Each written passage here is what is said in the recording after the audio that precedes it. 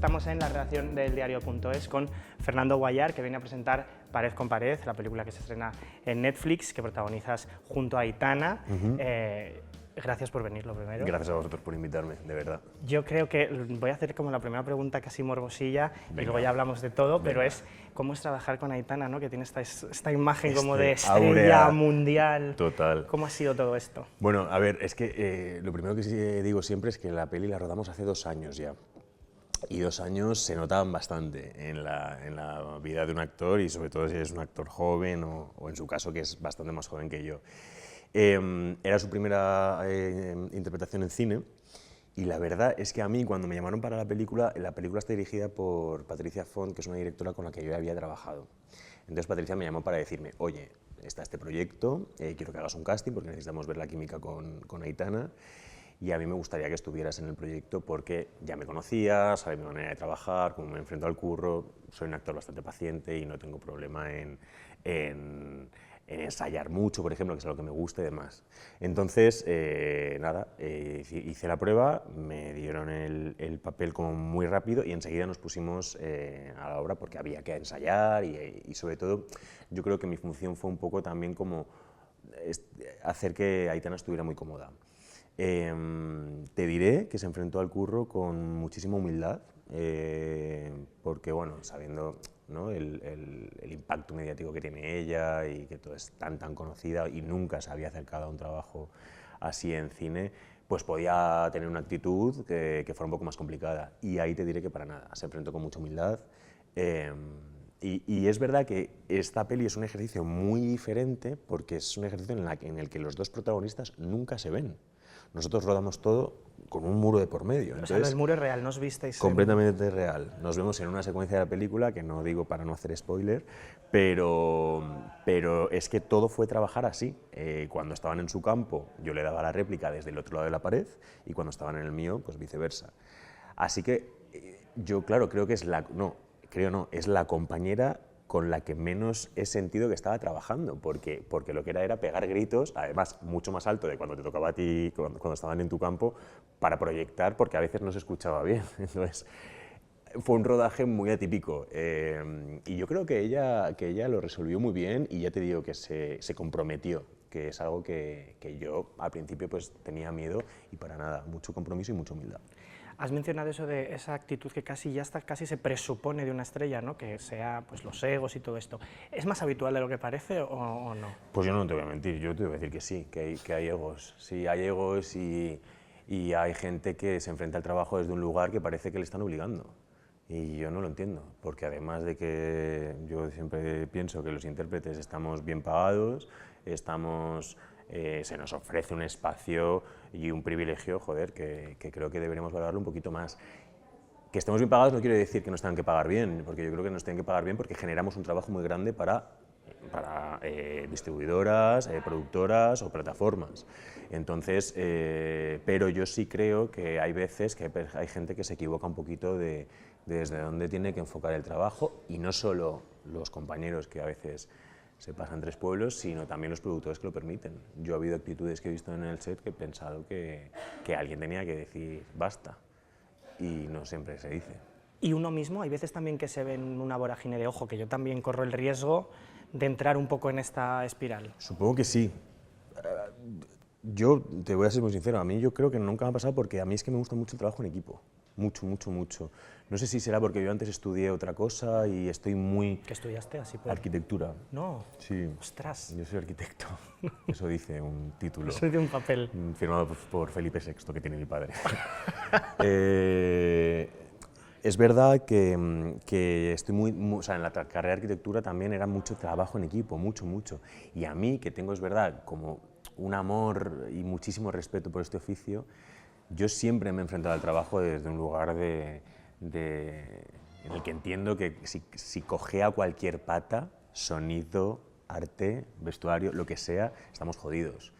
Y es verdad que cuando tú tienes una actitud así, todos los departamentos, y esto te lo digo de corazón, te sujetan, te ayudan, están más contigo, ¿sabes? Y es que eso es muy bonito. A mí, ya te digo, como que tengo una idea muy romántica del trabajo en equipo, y yo creo y espero que nunca se me irá un poquito la la cabeza. O sea, de momento no has tenido ese momento de alarma, no me estoy volviendo gilipollas, o sea que No, vamos eso bien. Me voy a enorgullecer de decirte que no. Y la película es una comedia romántica, o sea, que es así, y que es un género que a priori, bueno, pues en los 90 tenía como unas connotaciones, ¿no? Sí. De machismo, de perpetuar Sí. ciertos estereotipos. Sí. No sé cómo te enfrentas pues cuando lees el guión, o qué crees que aporta en este marco de 2024 esta película. Sí. Tuvimos algunos cambios en guión que pulimos un poco también entre la directora y Aitana o yo también, porque yo había algunas actitudes que me daban un poquito de miedo de cómo estaban escritas, también porque son personajes, ella es un personaje muy vulnerable, yo de repente atravieso como un lugar de celos que creo que debíamos de contarlo bien y explicarlo bien. Bueno, había como ciertas cosas que creo que había que pulir un poco. Sí es una absoluta comedia romántica, más romántica que comedia, creo yo, aunque ayer tuvimos el pase y la gente se reía muchísimo, que siempre te hace sentir muy bien, ¿no? Cuando haces algo un poco de comedia, que la gente se ría en la sala, bueno, ya te relajas un poquito. Pero sí que creo que se ha tenido mucho en cuenta y que sí que hay una clara intención de contar la historia de esta chica frágil, pero que se empodera durante, o sea, se ve en el arco de la película cómo se empodera y cómo tiene claro lo que quiere y rechaza una fuerza opresora que tiene un poco por parte de su exnovio, que lo interpreta Miguel Ángel Muñoz. Claro, tu personaje es lo que en otro momento hubiera sido un galán, pero en esta película como que se huye un poco, ¿no? De ese, sí. No sé si también era algo que yo era estoy como, muy feliz, ¿vale? Alejémonos, ¿no? Sí. Que... Yo estoy muy feliz porque hemos hecho un personaje que ha ido toda la película en pijama y bata, ¿vale? No se ha duchado, no se preocupa absolutamente nada de su físico, y si este personaje, que en otras condiciones físicas a lo mejor se podría decir que es un galán, aquí esa cosa que se destaca más es su integridad. Y esto me gusta mucho a mí, porque me parece mucho más sexy una persona íntegra que una persona que simplemente por cómo se dirige a los demás, o si está muy acicalado, o muy guapo, o muy tal. David es una persona que el físico no cuenta para nada, y además entiendes por qué cuando empieza la película es un gruñón, es un malhumorado, está enfadado con el mundo, y luego vas entendiendo por qué, y ves ahí cómo se le va desmontando la coraza, se le va quitando capas, y ves a una persona bellísima. Me ha gustado mucho que has dicho que te parece más sexy lo íntegro, o sea, hay una reivindicación ahí de... Todo el rato. O sea, a mí de las buenas personas del... Buah, es que yo siempre digo una cosa que aquí no puedo decir, pero bueno, digamos que yo siempre digo que las buenas personas se merecen el mejor sexo del mundo, voy a decir. Se puede decir. Eso lo puedo decir, la expresión literal no te la voy a decir. Joder. No, pero es verdad, joder, hay algo en el que, según la era en la que yo creo que nos estamos viendo ya sometidos sin habernos dado cuenta, que es para mí la era de la apariencia, de la primera capa, del titular, en vuestro caso, ¿no? Creo que muy poca gente se lee la noticia, muy poca gente se toma el tiempo de profundizar a ver una película e intentar escarbar un poquito más. Y claro, en este momento en el que también, evidentemente potenciadas por las redes sociales, que no sé si tanto las redes sociales, decimos muchas redes sociales, creo que es más el Instagram, creo que es como el gran enemigo a abatir, sabiendo que Instagram te puede dar mucho positivo, pero que está haciendo y construyendo como unas estructuras, unas convenciones sociales en las que la apariencia es la primera y casi la única capa que se tiene en cuenta. Y esto me parece que es un problema que lo vamos notando, y yo, claro, me parece mucho más sexy ahora de repente la bondad de una persona y la integridad de una persona que todo lo demás. Sí, es que la apariencia ya me parece algo como tan absurdo y tan antiguo que ya pues, no me parece sexy. No sé si crees que también la película, dentro de tu personaje, también hay otra cosa que se habla mucho en este momento actual, ¿no? Que son las nuevas masculinidades, que también casi de tanto repetirlo parece que estamos vaciando el concepto, pero no sé si crees que también está bien que películas como esta, que están en un género que otras veces estaba en otros códigos, de repente apuesten por mostrar hombres así. Es interesante lo que dices, porque a veces sí que parece como que tenemos la intención total de pelear para un discurso y para visibilizar algo, y tenemos que tener cuidado de no repetirnos demasiado. Es verdad, esto le estaba dando vueltas. Sí, el yo otro lo veo día. mucho también, es como cuando hablamos tanto de la salud mental, que parece que Cuidado, repetirlo, claro. vaciamos el Vaciamos concepto. el concepto, nos quedamos con la palabra, y deja de ser tan potente. Esto es una historia. Sí, Esto es un melón. y que creo que con nuevas masculinidades puede pasar lo mismo, porque Sí. también puede ser que también se lo apropie mucha gente que Sí, de nuevas masculinidades eso es, tiene... eso es, ahí está. Claro, que se convierta en algo trendy, en algo cool, entonces la gente como que utiliza esos conceptos sin tener ni puta idea, ¿no? Nuevas masculinidades, quiero decir, me parece también como súper arcaico, lo masculino y lo femenino. Yo, por ejemplo, soy un tío que de apariencia siempre se me ha dicho que soy muy masculino y lo que sea, y yo soy una persona súper femenina. Cuando digo súper femenina es porque hay ciertos parámetros, ciertas partes de la personalidad más atribuidas siempre a la mujer que yo las reconozco en mí perfectamente.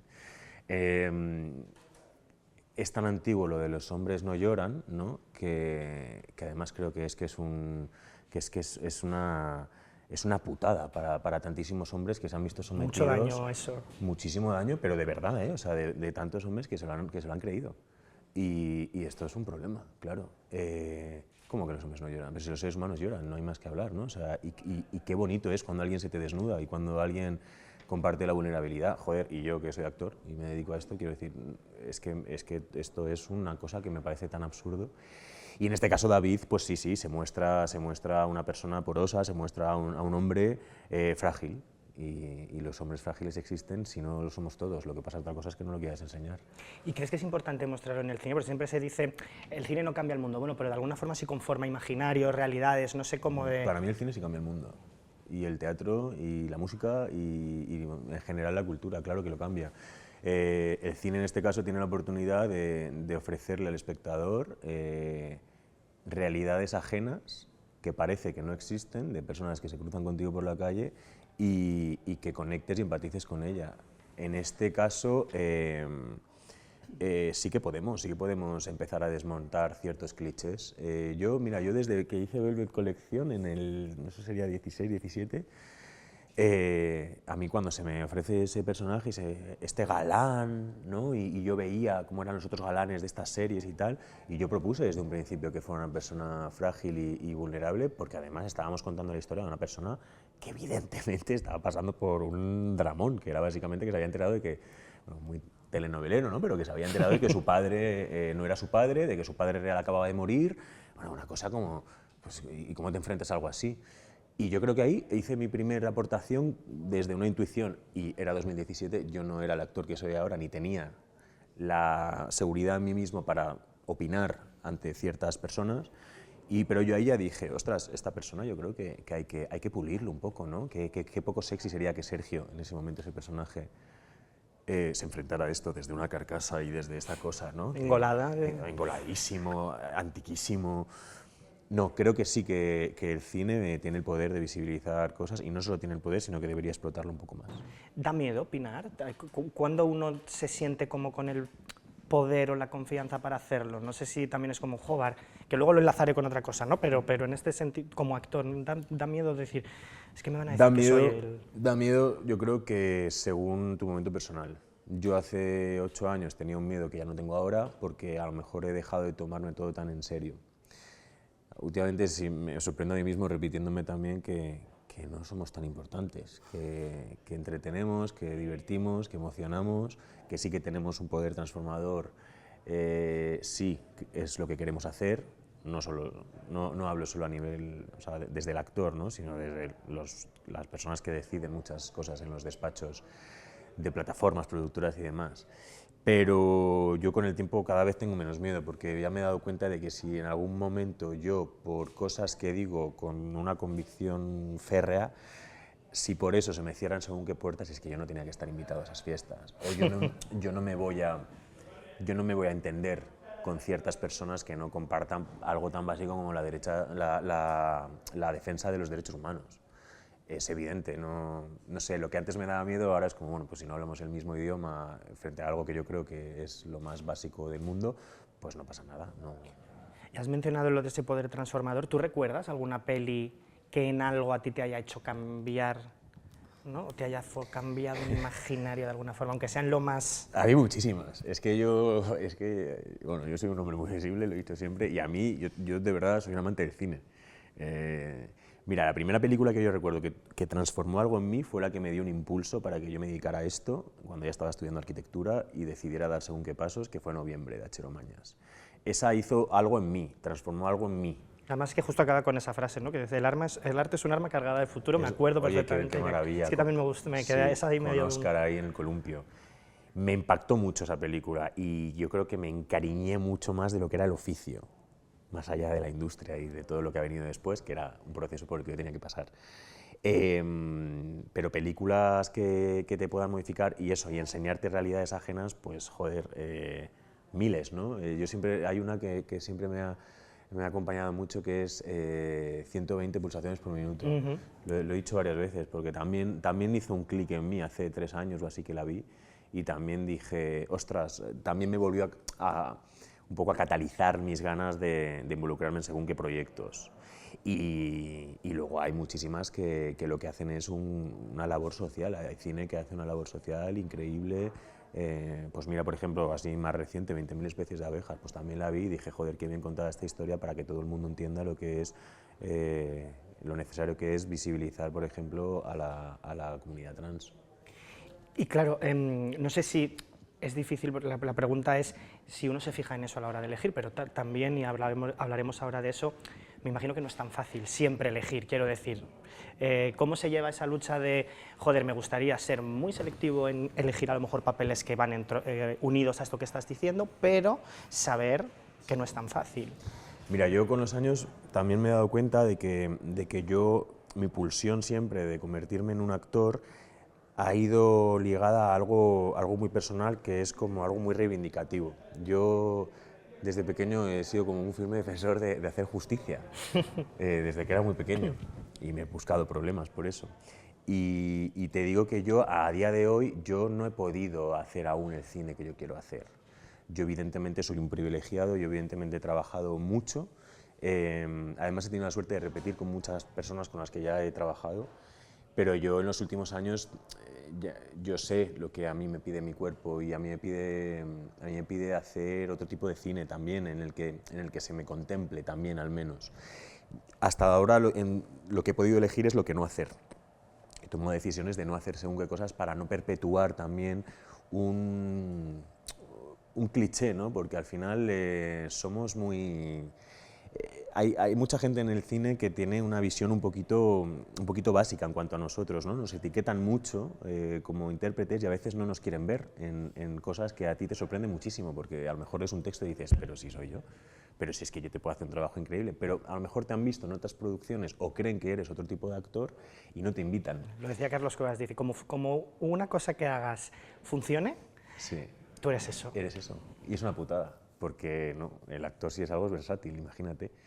Entonces yo hasta día de hoy he podido elegir cosas que no hacer, porque mi intuición me decía que no lo hiciera, pero aún no he podido decirte, o sea, no te podría decir que ya he hecho cosas que sí que quería hacer como desde aquí, ¿no? He disfrutado muchísimos proyectos, en este, por ejemplo, Pared con Pared, ayer le decía a la directora, me giraba cuando estábamos viendo y decía, es que la volvería a hacer, porque me lo pasé tan bien haciéndolo, me divertí, lo disfruté, pero hay otro tipo de cine al que espero poder llegar a acceder, que creo que eso me va a movilizar muchas más cosas, me va a sacudir mucho más.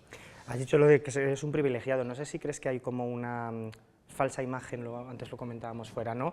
Al final se os ven premios, se os ven en los Goya, en una alfombra roja, o se juntan varios proyectos y parece que trabajas muchísimo, pero la profesión del actor realmente solo un 8% vive de lo suyo. ¿Cómo se vive esa dualidad de, bueno, lo que se ve no es, pero también hay que enseñarlo? Bueno, yo creo que deberíamos enseñar mucho más lo que es hacer una película, el esfuerzo, no solo para los actores, o sea, sino para que los espectadores pudieran ver lo difícil que es hacer una película y cuantísima gente hay ahí comprometida y trabajando muchísimo más duro de lo que parece. En nuestro caso, los actores, creo que, pues no sé por qué, supongo que es porque algo que se ha ido repitiendo con el tiempo, pero hay una falsa proyección sobre nosotros, ese star system. Que es algo a lo que yo, por ejemplo, me enfrento mucho cuando yo empiezo a trabajar con un equipo nuevo, lo que sea. ¡Ay, pero qué normal eres! Hostia, pues no lo sé, a mí se me ha contratado aquí, he venido aquí y... También será porque hay gente que no es normal. Evidentemente, claro, ya les harás entrevistas también. Eso no. Pero es verdad que creo que nos confundimos un poco, somos muy privilegiados los que estamos trabajando, no se nos olvide nunca,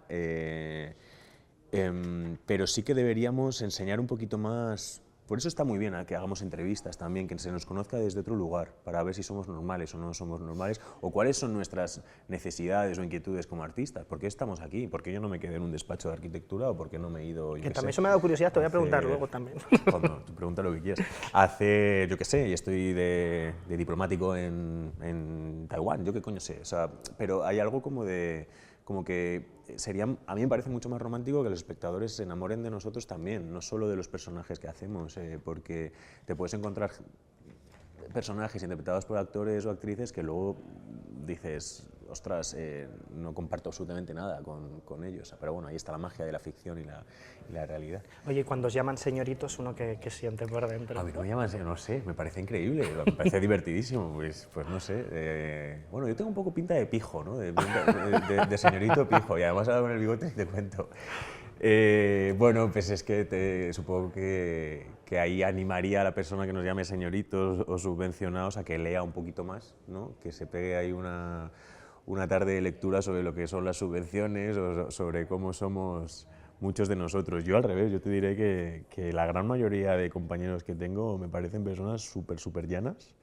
Y al revés, es que yo creo que el que de verdad tiene una necesidad de ser actor y de interpretar las historias y de contar las historias de otros, yo creo que de señorito tiene poco. Si es honesta esa necesidad, esa pulsión de convertirte en un intérprete, yo creo que es antagónico a ser un señorito.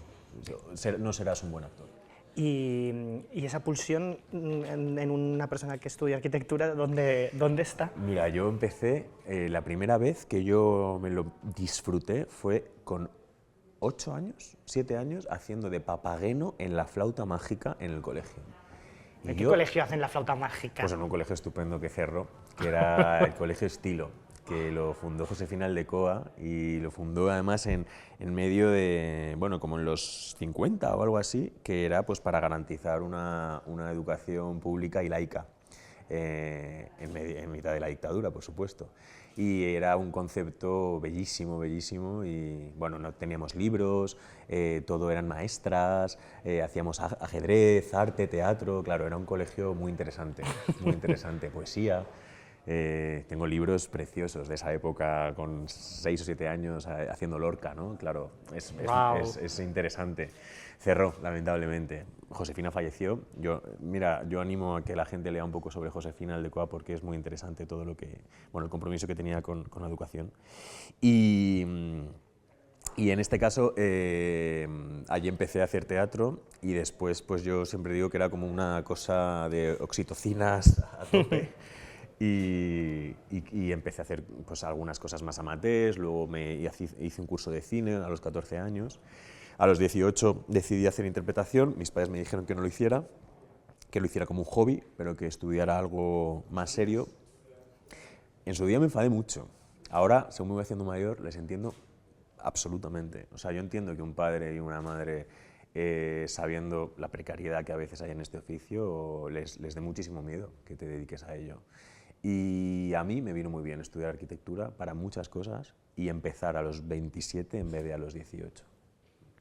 Y no sé en qué momento ya dijiste, bueno, vale, ya está aquí, la broma de la arquitectura, no la broma. También no sé si alguna vez has pensado, me imagino también que cuando a lo mejor hay malas rachas de que no llegan papeles, decir, oye, no sé si lo mismo. Yo no acabé arquitectura y me vine a Madrid a estudiar, porque estudié en Valencia y en Berlín, y me vine a Madrid a empezar interpretación en un estudio. Estuve 2 años y medio haciendo interpretación y de ahí salté a mi primera serie, que fue Amares para siempre. Y cuando ya entré en Amares para siempre, me llamaron de la universidad para decirme, Fernando, viene Bolonia, te va a comer. Si te come, vas a perder la carrera. Y te quedan 2 asignaturas y el proyecto.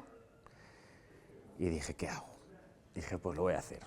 Me saqué las 2 asignaturas, que es verdad que ya eran 2 que había repetido varias veces, o sea que como que las tenía que acabar aprobando.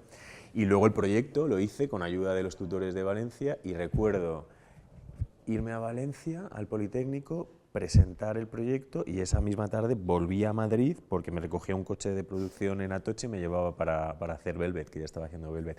Pero sí que quise terminarlo para tener el título y también era cerrar un capítulo que además se lo quise dedicar a mis padres porque bueno, todos hicimos un esfuerzo ahí, tanto Yo, porque hice una carrera y un sacrificio que también me dio unos años estupendos de mi vida, como ellos que me facilitaron estudiar una carrera y también económicamente pues hicieron un esfuerzo, claro. ¿Cómo curte una serie diaria de estas como...? Muchísimo, muchísimo. Y de verdad, tenemos que a veces mordernos un poco la lengua cuando hablamos de series diarias, porque... Es que hay mucho prejuicio ahí. Hay un prejuicio brutal. Tú imagínate una serie en la que estás haciendo más de 30 páginas en un día, con 2 sets, sin parar de rodar, tantísima gente, tan rápido, o sea, ahí aprendes, eso de verdad que es un máster, como se dice muchas veces, pues que es real. Es que tú vas ahí... además, ¿qué pasa en las escuelas de interpretación? Que cuando acabamos no se te enseña nada técnico, nada. Entonces yo me acuerdo los primeros días en Amanes para siempre y decía, ¿pero qué dice esta gente? O sea, no me enteraba de nada, yo no sabía quién era nadie. El gaffer, o sea, yo no sabía nada. Y es una manera de aprender y de evidentemente, joder, pues entrar a una serie diaria tampoco es fácil. O sea, afortunadamente ahora hay muchas, ¿no? Creo que hay como 4 o 5 diarias y que dan muchísimo trabajo a muchísima gente, claro. Has dicho que antes que eres reivindicativo de siempre. El otro día que también estaba aquí Javier Gutiérrez decía que él es reivindicativo, pero que también muchas veces le da miedo decir su opinión, ¿no? Que estamos en un... no solo por el momento, tanto que se habla, sino también pues una profesión en la que luego, depende de lo que digas, te pueden etiquetar de una cosa o no. No sé si ocurre realmente ese miedo a posicionarse, ese miedo a ser activista. Yo no sé si hay tanta gente que veta a personas por expresarse. A ver, una cosa es decir una barbaridad y una cosa es declararte feminista, defender la igualdad o defender a minorías, o quiero decir, es que para mí eso es algo tan básico que considero que si yo me manifiesto o me voy, por ende, a una manifestación pidiendo y exigiendo el alto el fuego, por ejemplo, en Gaza, claro, no tengo miedo, porque me parece algo en lo que creo profundamente. Si por eso yo tengo que dejar de trabajar en algunos círculos, pues es lo que te digo, no pasa nada, va a ser incompatible que nos entendamos.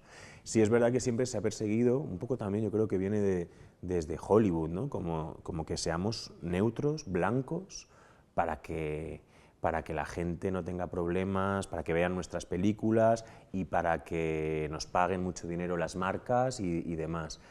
Bueno, ahí yo creo que cada uno tiene un compromiso y una inquietud. Yo no puedo tener un altavoz mediático y no usarlo. Yo no puedo estar... Además, y de verdad lo digo, y te lo digo esto de corazón, que sonará como sonará, es que el dinero no lo es todo, es que hay un momento en el que te das cuenta de que, ok, pues a lo mejor no te vas a convertir en una superestrella que no va a estar más que ingresando. Yo quiero estar tranquilo, yo quiero dormir bien.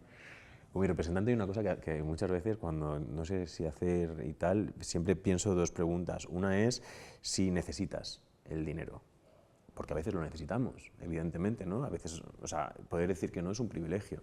Y la segunda es si vas a dormir bien. Y yo el sueño lo respeto mucho porque además me encanta dormir. Y dormir con la conciencia muy tranquila. Y yo sí que creo que si he conquistado según qué espacio, no puedo callarme. Incluso imagínate que yo mañana estoy rodando una película con Isabel Coixet, con Iciar Bollaín, en la que hablo de una injusticia, ¿cómo no me voy a pronunciar sobre ello? Bueno, primero, evidentemente, para poder encarnarla, me voy a acercar todo lo que pueda a esa problemática. Y desde ahí, pues si por emitir un juicio, yo como Fernando Guallar, no como el personaje, voy a convertirme en una persona, ¿cómo es? Problemática o no problemática, grata, sí. pues bienvenido a las listas, no tengo problema. ¿Alguna vez te han recomendado no hacerlo? Por ejemplo, tú en redes con el tema de Gaza, ¿no? Que eres has sido muy activo. No sé si alguna vez te han dicho, no, tío, no. Sí, te lo dicen, ¿no? Pero ¿para qué lo haces? Tal, cual. Bueno, a veces que piensas que a lo mejor te podrías haber callado según qué cosas, ¿no? Pero es que no quiero que una industria me modifique. Sobre todo cuando te digo que tengo una convicción total y que yo por ejemplo soy una persona que me gusta mucho leer, que me gusta la política, porque entiendo que la política no solo es unas personas en un parlamento pegándose gritos, entiendo que la política es muchísimo más y que entiendo que además mi oficio en muchas ocasiones puede ser un acto político. Entonces, no sé, ahora mismo ya, no sé si será la edad o ya los años que llevo en esto, pero no me da miedo y si alguien me aconseja que me calle en ciertas cosas, por supuesto lo voy a escuchar. Yo mismo tuve que censurarme un poco hace unos meses porque lo pasé mal. Lo pasé mal cuando reivindiqué o me posicioné respecto a este conflicto, y además creo que puse una serie de cosas en redes sociales en las que intenté de verdad, que las pensé, las maduré y que me parecía algo súper básico, y sí que fue la primera vez en mi vida que he recibido como bastante hate, que lo llaman, ¿no? O sea, mensajes muy feos, muy feos. Mencionabas al principio justo las redes sociales, claro, en las redes sociales sí para mostrar una imagen de piruleta, pero no para decir el alto del fuego en Gaza. ¿Cómo vive uno con una herramienta que también podría ser una herramienta para otras muchas cosas? Ojo, también igual que yo hago una crítica bastante feroz a veces con ciertas cosas de las redes sociales, también las redes sociales sirven para muchísimas cosas. Hay grandes comunicadores en las redes sociales, muchos medios de comunicación también contribuís con aportaciones muy interesantes, hay podcasts muy interesantes, hay cosas muy buenas en las redes sociales. Lo que pasa es que el 90% ahora mismo, por ejemplo, el Instagram, en lo que se ha convertido es un negocio. Es negocio y monetizar.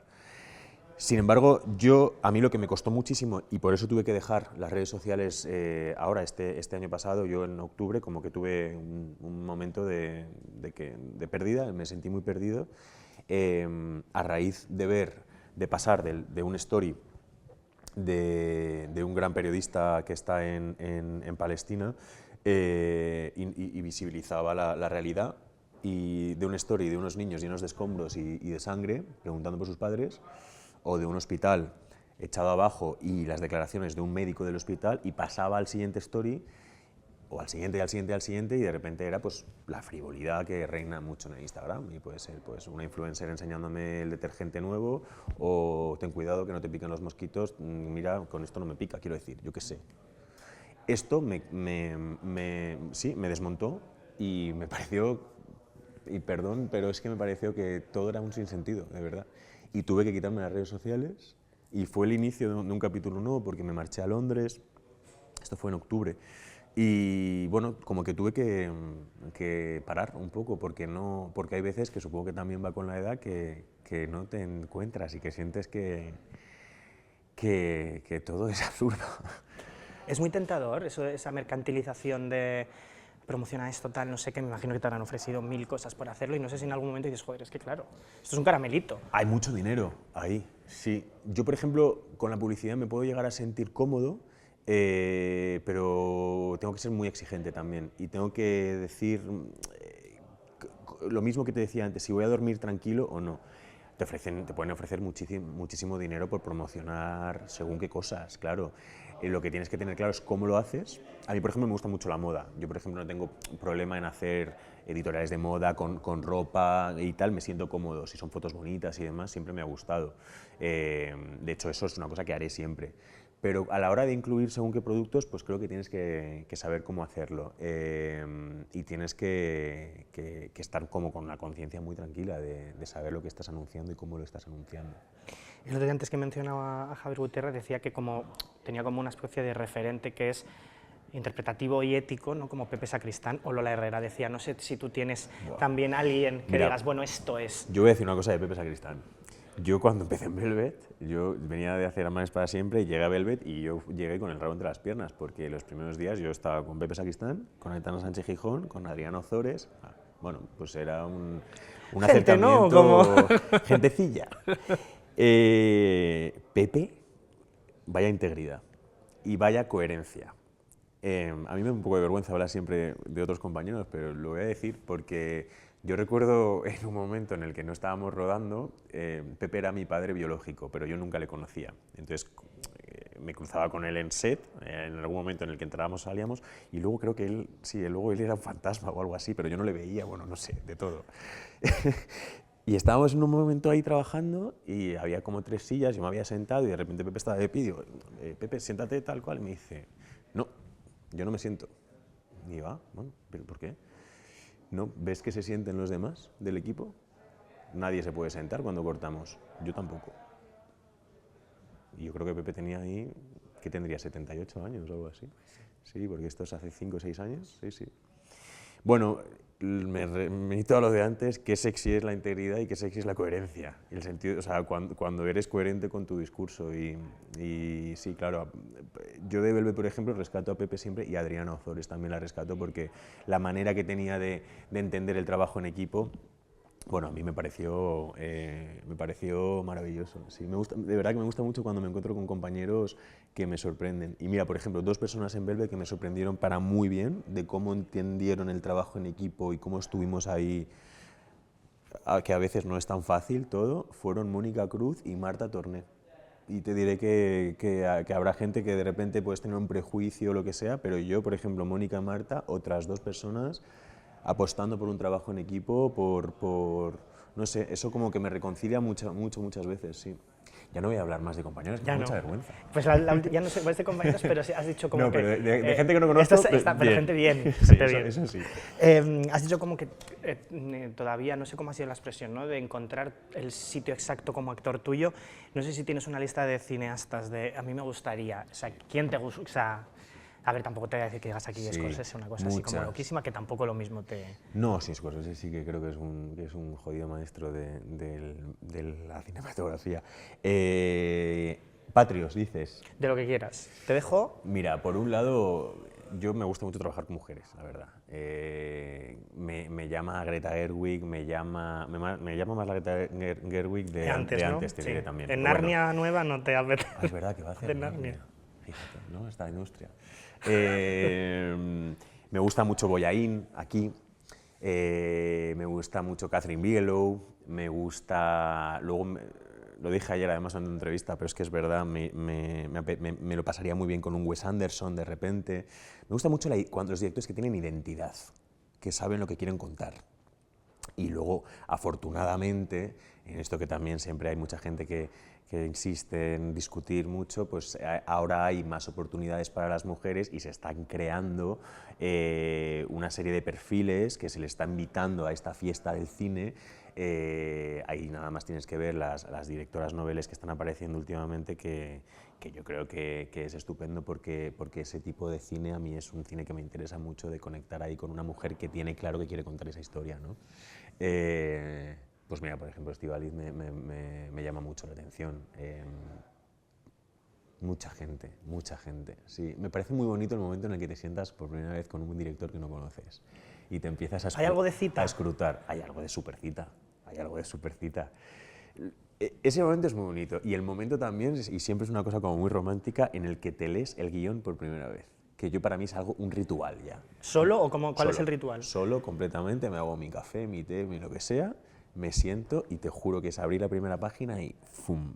Y empiezas a proyectar, ojo, que luego las proyecciones no son, tienen evidentemente, claro, que luego no tiene que ser un fracaso, que no ocurra lo que te habías pensado, pero es muy romántico, eso y luego con un director que al final el actor se entrega mucho al director y lo que pasa es que si confías es un viaje precioso y muy, no sé, bueno, es que insisto, soy muy sensible, pero es que es muy bonito, muy bonito ponerte a las órdenes de un director y conseguir y verle a los ojos y saber que lo que has hecho es lo que quería que hicieras tú, es muy bonito. Pues Fernando Guayar, muchísimas gracias por acompañarnos. Gracias a ti, de verdad, muchas gracias.